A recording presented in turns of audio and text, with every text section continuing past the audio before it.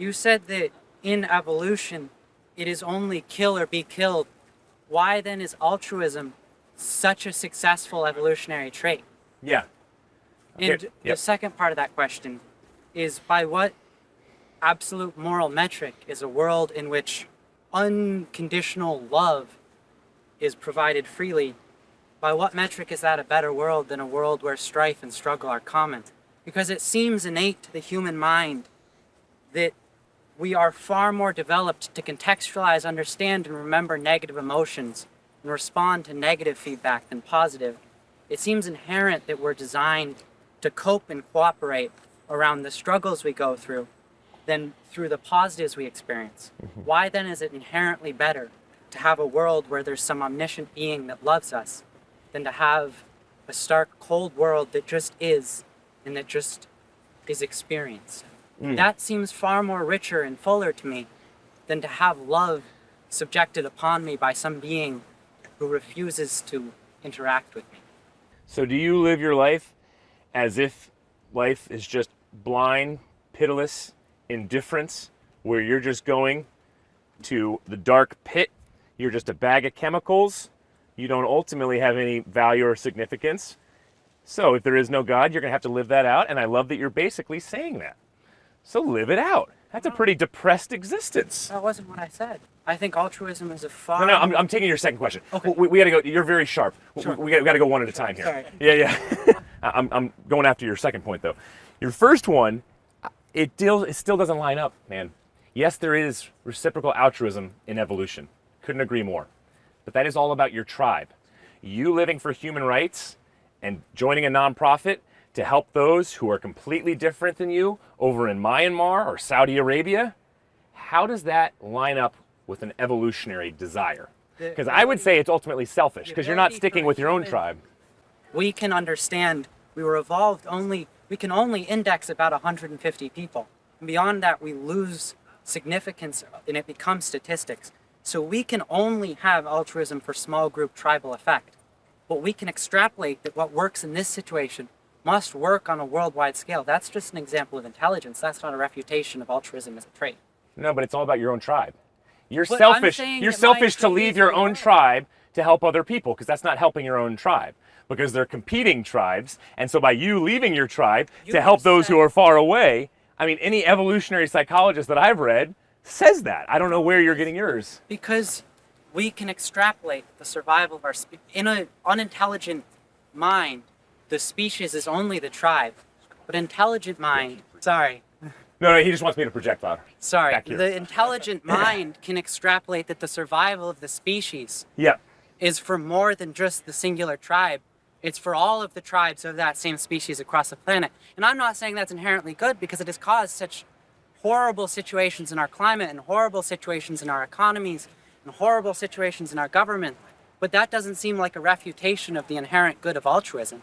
And it doesn't seem like the statement that altruism is inherently selfishness, because that is the giving of the self for others. It's just an extrapolation of the base trait that is unintelligent to an intelligent worldview, a world frame that is modified by intelligent viewpoints. I hear you talking about the evolution of tribes.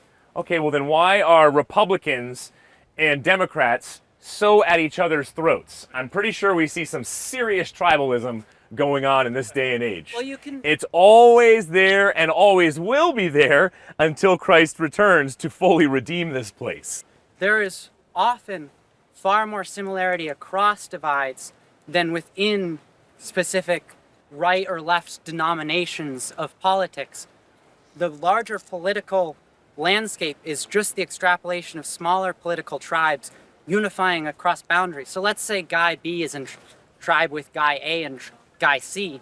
Guy A and Guy C might not have very much in common, but by the unifying factor of Guy B, they appear to be a larger group. So saying that Democrats and Republicans are tribes is ignoring what you said about small-scale tribalism. No. Large-scale tribalism and loving and sacrificing for your enemy does not line up with your evolutionary theory. It has nothing, it doesn't even touch it, doesn't even come close. That's why the Christian ethic of love and even being willing to die for your enemy has shaped with Judeo-Christian values this very nation. Oh. That's why people are giving up their very lives at times, but usually it's their own livelihood to actually go and help those who are sex trafficked, who look nothing like them, who don't have their money, who don't share the same ethnicity, and they're willing to do this to ultimately advantage them and disadvantage themselves. So from an evolutionary perspective, that does not stack up. I want to say this. Yes. A very large portion of the good in our modern society comes from religious beliefs. And that you're true Yes. in some manners. A lot of what our modern world is cannot be directly ascribed to evolution. But I think that's a large part of the factor of intelligence on evolutionary systems. Like you can see in the modern ecosystem, evolution is broken down because of the effects of intelligence. Like human intelligence is just on a different scale than evolution. It affects people and systems in a way that evolution cannot handle for.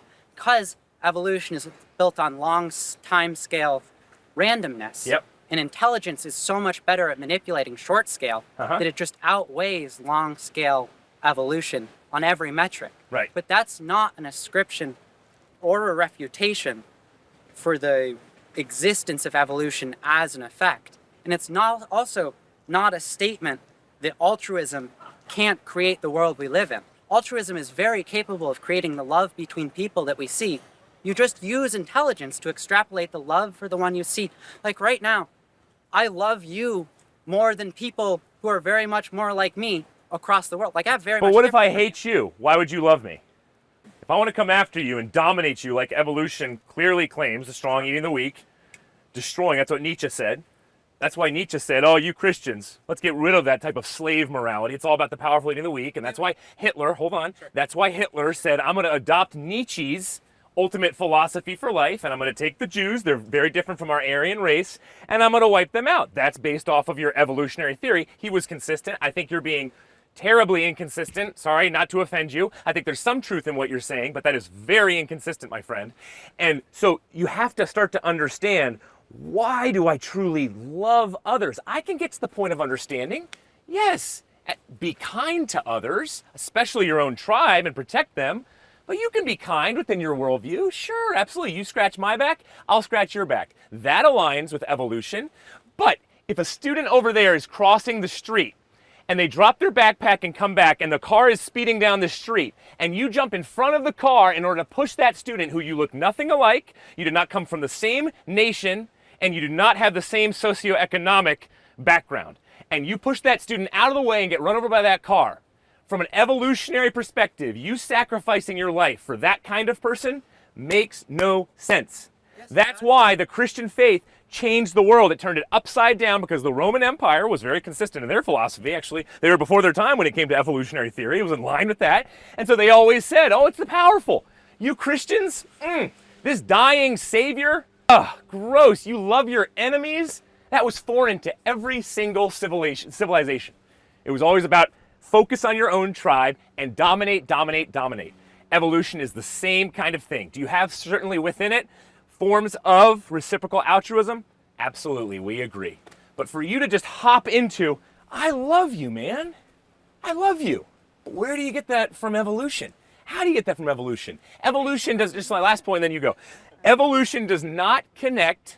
It cannot explain at all. Richard Dawkins himself has said this many a times, as well as Nietzsche, as well as all the great existentialists, so you're disagreeing with all of your top prophets, cannot touch meaning and purpose, the information and knowledge that we're sharing together, love, free will, all of the biggest questions in life, evolution cannot even come close to getting at.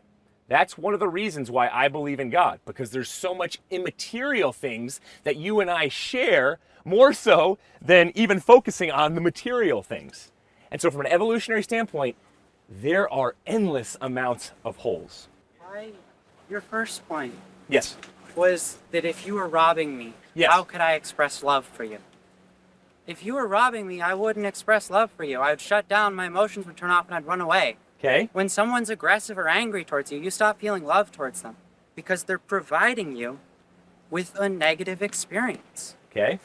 Human civilization, many of its biggest faults come from this, but human civilization, at its basis, is built out of building positive experiences for each other, so that as a whole, our efforts can combine to a greater positive experience. Just the statement that some people create negative experiences for others does not refute the point that as a society, creating positive experiences for each other can build to a greater whole, because our efforts can compound and make the world better for our children, who can make it better for their children. Agreed. So it is not a refutation of evolution to say, oh, some people are being nice to people who aren't like them. Or to say, oh, some people are being mean to other people. That's not a refutation. Prove to me human rights from a scientific standpoint.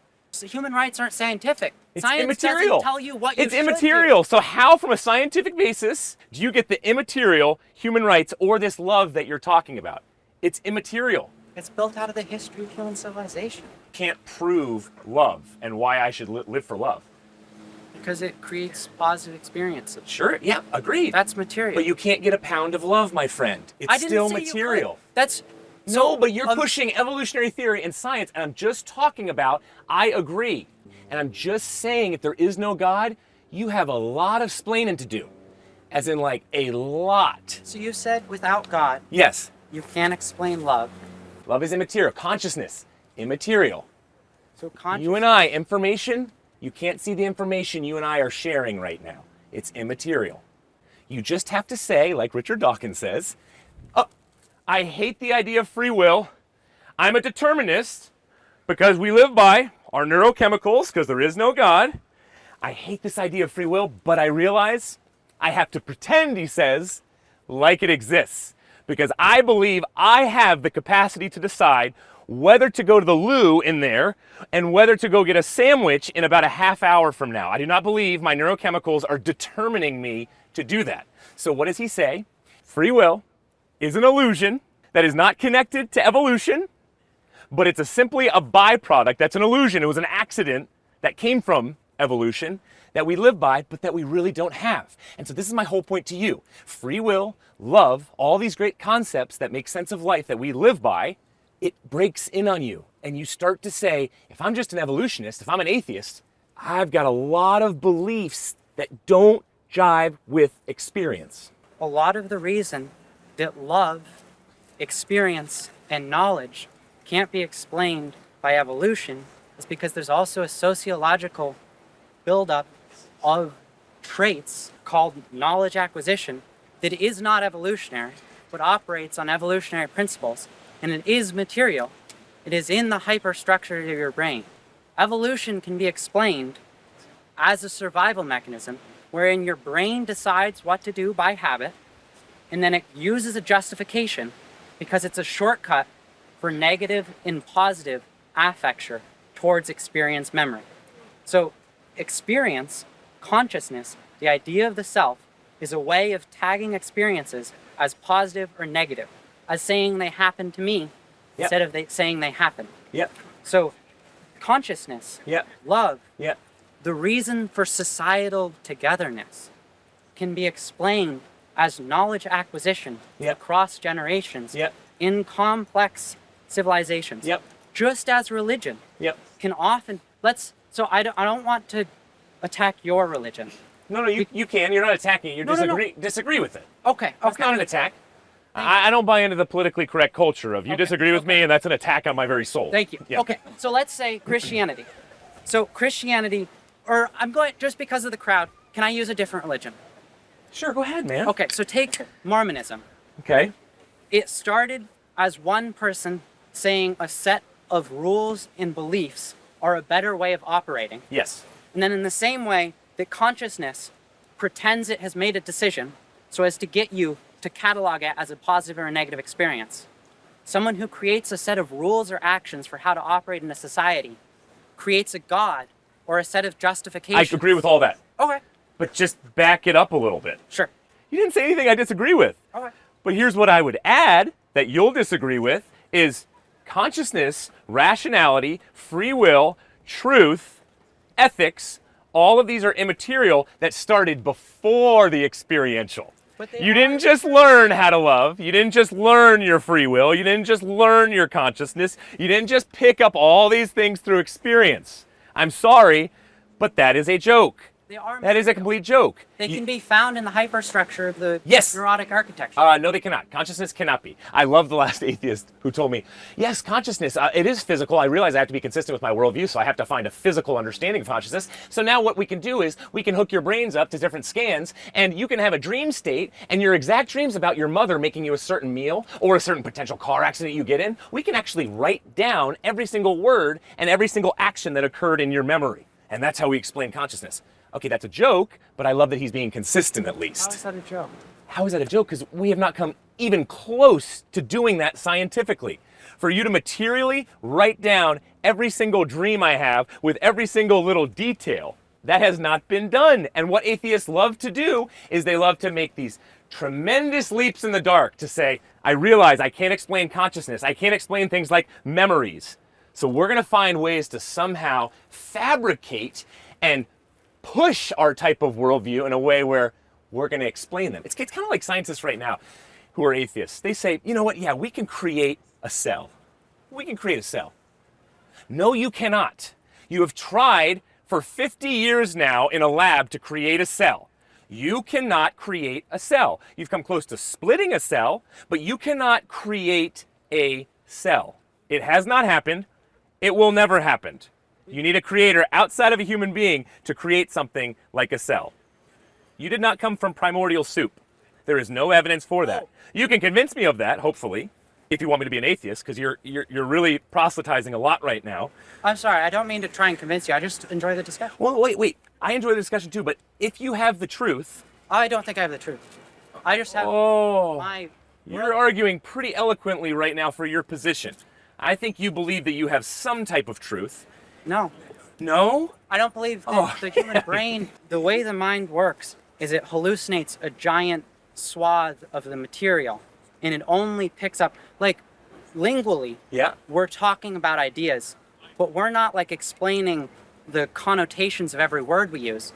So you're filling in a lot of the meaning of what I say, and I'm just like if you think about it, there's a lot more information in what I'm saying than just the words I'm saying, right? Right. And there's a lot more information in what you're giving me that I'm filling in by myself. Yep.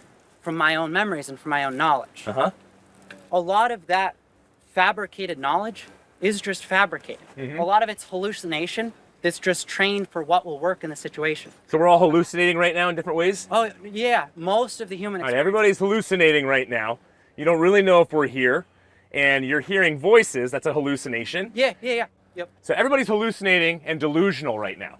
Yes. I don't understand why is not everybody on something like lithium or a pill to help your delusions and hallucinations? Because Shouldn't we all be on a pill? It's normalized. We should all be on a pill to help our hallucinations and delusions. Because pills we will are be for perfect human abnormal beings. We'll be perfect experience. minds. This is the whole thing with AI, artificial intelligence. Let's just better ourselves. And that's a typical type of brainwashing here on this campus, which is better yourself. That's the whole point of humanity. And take a pill, then your hallucinations and delusions will be solved so we can actually have a healthy conversation that makes a lot of sense. Makes a lot of sense. Because what you're saying is we are filling in, misinterpreting, and there's so much more than we don't even realize when it comes to this conversation. Okay, fine. Take a pill, access a broader percentage of your brain, then we can have healthier communication. So if you look at one leaf on a tree and you try and figure out all of the indents and maps and contours of that leaf, you can know the whole rest of that tree is there without looking at it. Okay. Your brain is filling in the knowledge without knowing it's there. Like, I know there's a tree over there because I experienced it earlier, but I'm not seeing it right now. So my brain is filling in the knowledge from memory. And it's like, I don't remember every part of the tree. I don't even remember what color the tree is. But I remember the tree is there and I can fill it in with the generic property of a tree. Okay, you're remembering, so that's immaterial. No, so it's as a materialist, your memory of that tree, how did you get that memory of the tree? How do you have that memory right now if you're a materialist? I retrieved it by the firing of electrons through my neural architecture. Yeah, that's part of it. But it's still immaterial. The memory is still immaterial. No, it's material. So it's part of it in the sense of, yes. See, this is love as well. You're onto it, man. Okay. Part of love is oxytocin, dopamine, the cuddle chemical. Yes, part of love. But are you going to go home, say you have a girlfriend or a mom, you go home and you just say, and maybe future wife, hey, honey, You know what? I found out what love is today because I'm an atheist. You know what love is? It's just my dopamine. It's just my neurochemicals that are telling me I love you at this point. But tomorrow they could be telling me something different. So I could commit adultery. I could cheat on you because love is just made up in the brain. And we know, based off of things like hallucinations, that your mind, that your brain, that your desires, it's all physical, it's all neurochemicals, can change at any point. And so why don't I go sleep around with as many women as possible, especially from an evolutionary standpoint, back to your point, because we're not made to be monogamous individuals. No, as a white male with a ton of testosterone, I desire to sleep around with as many women as possible. That's why open marriage right now is so seductive in our culture. No. Jesus Christ came and said, the reason why we have monogamy is to have a covenantal relationship, because God designed us for it. Secondly, in the Roman Empire, it was to protect women. The typical Roman male had complete authority over every single hole and orifice on a human woman. Yes, go ahead. You didn't let me finish what I was saying. In remembering the tree is there, yeah, I'm creating a connection. So the tree will still be there when I turn around. Yeah. And so I'm creating an internal validation loop, right, for the existence of the tree. Right. In the same way, love is the knowledge that even though I don't love my wife or my girlfriend right now, I'm creating a long-term stability wherein I will experience positivity again in the future. And even better, I can give positivity to someone else. Good. So until they offend you, until they do something wrong. No, that was your earlier point. Come on, be consistent. That was your earlier point. I said when I was going to steal from you, I'm going to turn away from you. And this is exactly why the divorce rate, this is why the divorce rate is skyrocketing through 54% because of individualistic secularism that you are promoting beautifully. But you must be consistent with it because this idea of commitment is immaterial. And I am not a monogamous individual, especially from the evolutionary cycle. So why, especially if love in these kinds of things, if you bring about a negative emotion, where that you're being consistent, by the way, feelings based off of evolution, which I like, thank you for your consistency there. But if it's a negative emotion that's created from my interaction with her, and if we have been married for 10 years, well then ultimately, sorry, I'm living for happiness, my own personal happiness, so I can dump you anytime I want. Love? Yes. Is the knowledge that even though in the moment it might be bad, right? Through effort, I can make the world better. Yeah. In what I experience as a positive emotion, yeah, I can create for my future self and for my children who will be my genetic and special offspring, and for other people and for their children who will be their offspring, and if it be my sister and her children, for my genetic lineage. But that aside, you're twisting my words saying that if you're trying to rob me, I'm going to run away. You said you had a knife. I didn't say I did not say I had a knife. I could just mug you with my fist, though. Well, I don't know why the knife matters, but go ahead, keep going. Okay, I did not say that, but keep going. I didn't mean to put words in your mouth. Negative experiences can be, to some amount, contextualized by past experiences, and you can know what will hurt you too much or not. Yep. And if you know someone has created someone in your life who you love and you have a continued relationship with, has a pattern of hurting you too much, right, for you to be able to stand it and go on. Right. And yes, the good thing is to move away. Fully agree. But the knowledgeable thing to do is to understand when things are recoverable and when things can be made positive through effort. Right. And that is, again, an immaterial thing. You have to assume through the abstraction out of the trend lines of past experiences. Right. You can't just know that. It can't be an inherent written law. But you said it's immaterial. How, as a materialist? I didn't say it was immaterial. No, did he just say this is immaterial? You just said this is immaterial. I didn't. Well, I must be hallucinating then. You said I was hallucinating earlier, so maybe I'm hallucinating now. You just said it's immaterial, and then you learned by your experience. You're saying it's both. I understand. Can I also refute something you said earlier? Sure, if I can refute something you said earlier. Sure. Okay. You go first. No, please. Okay. You said that if something is immaterial, then it must be something outside this world. Must be something immaterial that created. Yes. Okay. The material. So you need something beyond. You need something immaterial to ultimately create the material. The world beginning, it had a beginning. Right? So if it has a beginning, if a physical has a beginning, you need the immaterial, the non-physical, to have created it. So this universe didn't physically go on forever. We used to think that. My question is, but then science proved it wrong. What is immaterial? What is there that is non-existent? What is there that immaterial? is not The material? immaterial is if I go in here yet again to buy a sandwich and I pick up a menu and I physically grab that piece of paper and it has ink blots on it. The immaterial is I look and make sense of those ink blocks and they have meaning, which is steak sandwich with Frank's hot sauce, which is my favorite meal. And I communicate it to the sweet lady or man at the register and I say, I would like, please, this steak sandwich with Frank's hot sauce. Well, I got it from the material, the physical, which is the ink blots and the actual physical piece of paper. Well, now the immaterial occurs, and we have something called a rational mind. Also immaterial, does not make sense from a materialist perspective. I use my rational mind to communicate with this person at the cash register who also has a rational mind, and we transfer the immaterial information, and Stuart, fortunately, hopefully, gets his steak sandwich with the Frank's hot sauce on it. That's immaterial. Where does that come from, the materialistic point of view? So you're talking It about does not. There's a great hole here, a chasm that you have to bridge that I've never heard an atheist bridge before. So you're talking about the interpretation of physical iconography as mental meaning, as intelligent significance. All of that process is done in the neural architecture. It's done in Physical, yes, in the Yeah. brain. Yeah. But then So what's immaterial? But then about the it? immaterial is the knowledge gained and passed on to the other person. That's true. All right, guys, I can information. interrupt. Yeah. Sorry. You got 1 minute.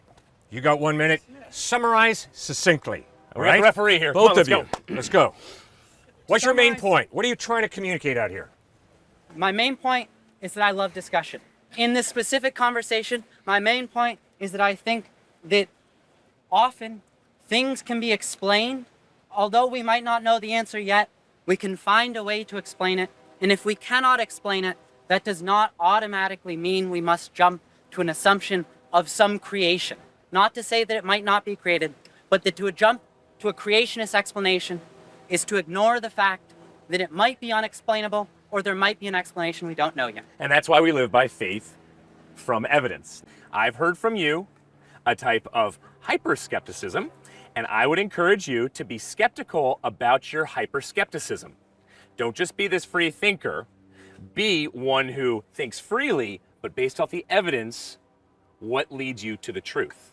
And I'm trying to communicate was a very high-level philosophical discussion, but I'm trying to communicate that there's more evidence for God who is immaterial based off of all the immaterial experience that we share, love, consciousness, truth, knowledge, free will, that the immaterial God must have created that because you cannot get it from the world, the earth, the actual planet creating it. But ultimately, it's all about Jesus Christ, man, because you talked about love. And in world history, we get the ethic of love and actually serving for those who are not like us and loving our enemies from Jesus Christ. That doesn't mean he's the Son of God, but it's a pretty beautiful thing where you want to check out Jesus based off of a lot of the evidence for how he loved, why he loved, and whether he truly was the Son of God. And he loves you a you. hug? He loves you more than you can ever imagine, man. There you go, guys. All righty. Thank you, brother.